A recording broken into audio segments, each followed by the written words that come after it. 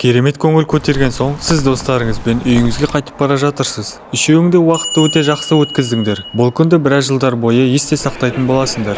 Сонымен жақсы көңіл күйде, тыныш әрі таза ауа райында кетіп бара жатып, бейтаныс адамға соқтығысып қаласыңдар. Сендер оны байқамай, әдейі соқтығысқан жоқсыңдар. Сонымен кешірім сұрайсыңдар да кеткілерің келеді. Бірақ денесі өп-үлкен болған мужик сендерді жібергісі келмейді. Барлық достар үндемей қалды. Солай сендер оның түріне қарауды шешесіңдер.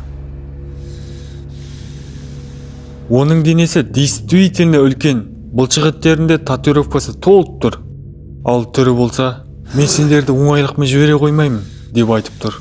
Солай мужик, неге мені соғып кеттің деп сенен, дәл сенен сұрай бастайды. Сен болсаң әлің жетпейтініңді біліп, қайта-қайта кешірім сұрайсың. Бірақ мужик тіпті сені естімей тұрған секілді, керісінше саған одан сайын қатты айқайлап, күтпеген жерден ол сені қатты итеріп жібереді. Үшінші дос қорыққанынан ол да кешірім сұрайды. Бірақ мужик досының жағынан кигізіп жіберді. Ал сосын жерде жатқан досыңды соққының астына алады. Өп-үлкен белгісіз адамға сонша ашуланатындай не болды екен? Ол одан сайын жынданып, ойына келгенін істейді. Кенет көшеде тағы бір қап-қара мужик ұрып жатқанын байқап, ол ажыратқысы келеді, бірақ ол ажыратуға көнбейтін секілді. Ол алдында келгеннің бәрін қопара беретіндей. Сізді итерген соң, сіз әлі жерде жатырсыз. Сөйтіп наконец көзіңді ашып, айналаға қарағанда, достарың уже өлген секілді. Ал мужик болса ұрып соғуын жалғастыруда. Сіз оқиға орнынан қашқыңыз келгенімен, ол сені байқап қалып, сізді көтереді де қоқыс жәшігіне лақтырады. Осы ауыр лақтырудан кейін қайта есіңізден талып қаласыз. Содан 2-3 минут өтіп, көзіңізді ашқанда, мужик әлі кетпепті және ашуы да тарқамаған секілді. Ал сіздің басыңыз қатты соққыдан көп қан жоғалтып жатсыз. Сөйтіп ол сенің мойныңнан ұстап, жарға қатты тақап тастайды. Мужик әлі ашулы, оның басы конкретно кеткен секілді. Ол дұрыс демала алмай тұр және аузынан ақ көбік шығуда. Сосын ол қолын көтеріп, сені до конца өлтіріп кеткісі келіп отыр.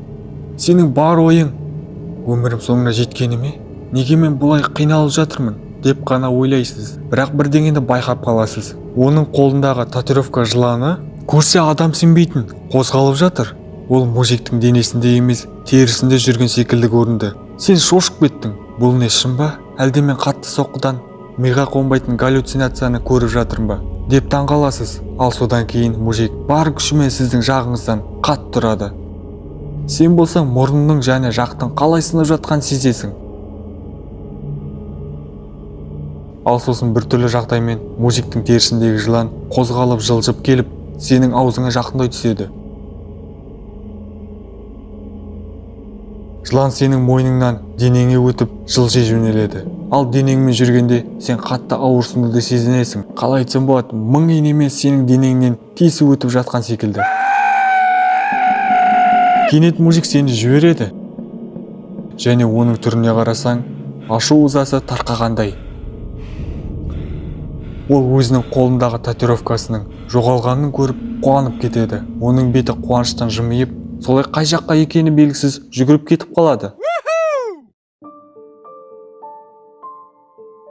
Ал сіз болсаңыз, екі тізеңізді құшақтап, дәл қазір ғана не болды? Бұл өңім бе әлде түсім бе? Деп сенбей жатсыз. Ал жылан теріде жылжуын жалғастыруда.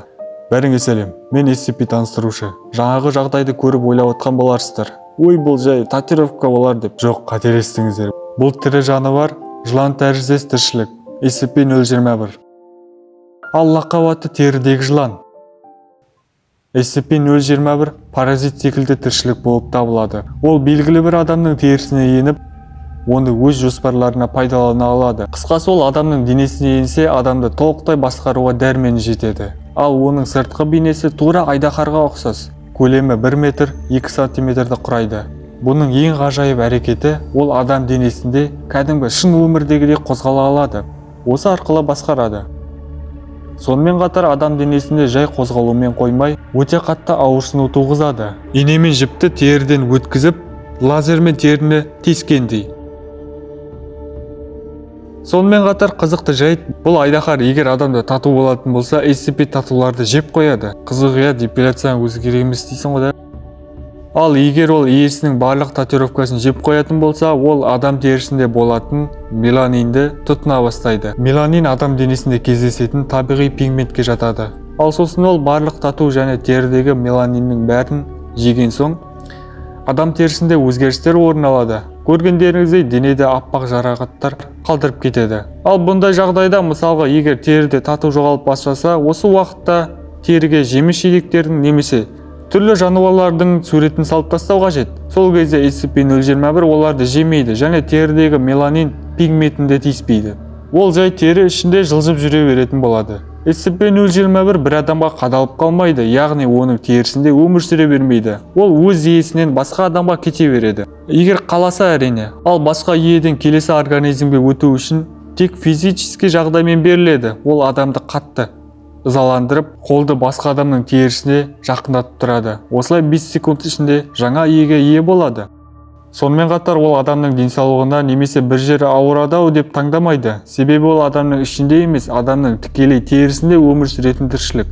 Тағы да айта кетсем, егер адам терісінде жарақаттар болатын болса, ол өте алмай қалады, немесе өзінің бұрынғы иесіне қайта оралады. Себебі жаңа айтқанымдай, ол таза әрі сапасы жақсы теріде өмір сүру керек.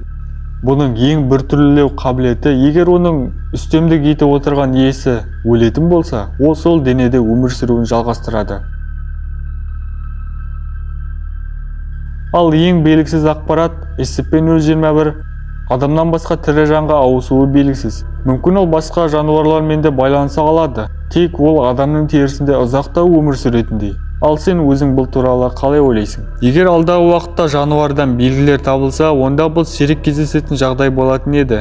Ең қызық әрі керемет деп айтпай-ақ қояйын, бірақ SCP-021 басқа паразиттерден көрі ол өз иесіне пайдасын тигізетіндей көмек береді. Мысалы, оның ішіне жатады, адамның иммунитеті өте мықты болып кетеді. Анау-мынау нәрсеге ауырмайтын болады. Сонымен қатар қан айналымы жақсарып, қан ішінде адреналин көп мөлшерде бөлінетін болады. Сонымен қоса бұлшықет ішінде орналасатын нерв талшықтары кішірейіп, ауыр затты көтергенде мүлдем ауыртпашылық сезілмейді. SCP-021 иесіне сенімділік пен үлкен күш береді және стресс мүлдем болмайтын болады.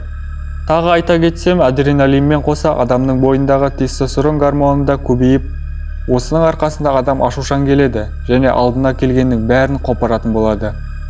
SCP-021 белгілі бір иесін тапқан соң, адам максимум 1 айға дейін шыдай алады. Демек осы 1 ай ішінде SCP-021 мен күресуі қажет етеді. Ал егер 1 айдан асып кетсе, SCP-021 өз иесін өлтірмейді. Адам өз-өзін өлтіретін жағдайға жетеді. Себебі адамның жүйке жүйесі өте әлсіз, секунд сайын ауыртпашылыққа шыдай алмайды. Кейбір адамдарда терілік аурулар табылған.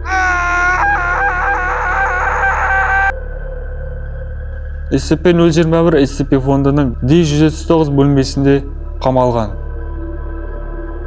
Осылай SCP-021 өзі өлгенше адам денесінде өмір сүре береді. Бұл қашанға дейін жалғасатыны белгісіз. Ал осымен болды. Ал осы SCP саған ұнады ма?